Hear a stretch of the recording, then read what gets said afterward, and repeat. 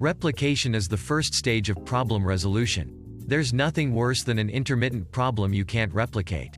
Some years earlier I was working for a different upmarket vehicle manufacturer.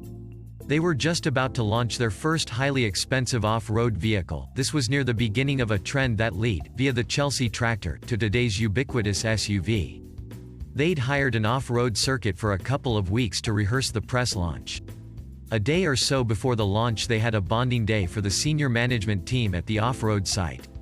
Seniors managers would, one by one, be kitted up like racing drivers, fireproof padded jumpsuit, helmet, goggles, gloves, and strapped in beside a trained stunt driver for a bumpy ride around the track. Not all of them were keen to do this. The finance director was uneasy, and it didn't help when the car with the manager before him hit a bump on a corner and rolled over a few times.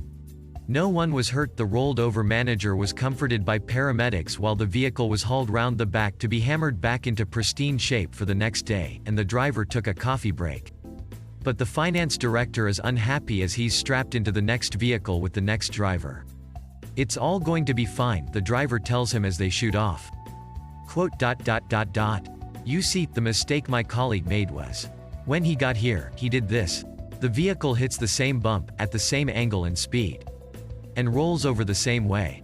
Resolution: probable user error. Advise updating documentation. Temporary fix. Use supplied hammers."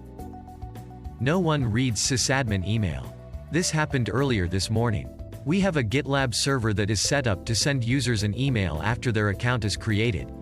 The email has instructions for finishing their account setup. We have a joke in the sysadmin room here at work: no one reads sysadmin email. Case in point. User: "Hi sysadmin." User: "I received email for server." Me: "Cool." User: "Could not authenticate you from LDAP main because invalid credentials for user.name www//user.name." User: "Using my LDAP login." Me: "Try the non-LDAP login." User: "Still no." Me: "You followed the directions in the email?" 1 to 2 minutes later. User: "Logged in." Me: "Cool." User: "Thanks sysadmin." Me: "No problem." It's not a PC, it's a computer on wheels.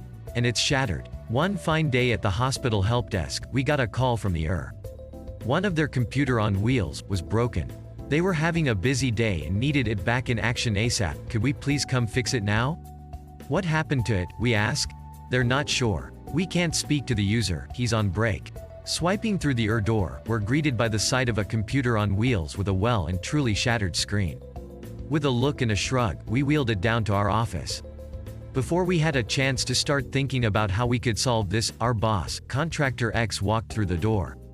He saw it and started asking silly questions like, "What the hell happened to that thing?" and "Can we even fix that?" We didn't have an answer for any of that. You see, we were in a bit of a pickle. The computer on wheels cost $25K all told, and we didn't keep spares. The PC was $20K worth of "it costs this much because it's medical grade" mediocrity, and the wheelie bit was made to order, direct from Elbonia, 6-week lead time, cash up front. Also, the wheelie cart would only fit that model PC, which was discontinued 2 years before we bought it. As a bonus, we'd blown though the IT budget 6 months ago. If we even mentioned this to accounting, we were dead. Whatever they were getting, it wasn't going to be new. After a good collective panic, CX declared that the next step was finding whodunit. We bopped back up to the ER, in search of the user. We never found him, but we did speak to one of our favorite nurses, who said that Massive Nurse was using it when it rolled away and smashed into a cabinet. Relaying this news to CX didn't help much, but we all agreed that Massive Nurse wasn't the sort of guy to go breaking things, and there was no proof of anything, which meant we couldn't bill the ER for its replacement.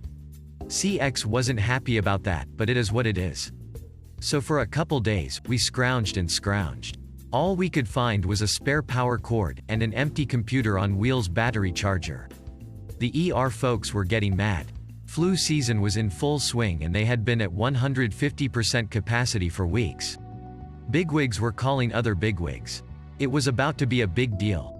We were panicking. We thought we were screwed until someone realized that IT_RN had kept a computer on wheels in her office for testing for the past 3 years, without a power cord or batteries. So we took it, imaged it and deployed it. Easy peasy, lemon squeezy. It underscore RN wasn't happy, but that's like saying the sun set yesterday. The shattered carcass sat in our office for weeks until one hectic day when Hippie walked past it and pretend punched it. He did a quick double take and screamed, rolled into a cabinet. LUHMAO. Man, you guys gotta see this. We all went over for a look. His knuckles fit perfectly into the dent in the LCD. Thanks for watching and don't forget to give a thumbs up if you enjoyed it. Have a good one.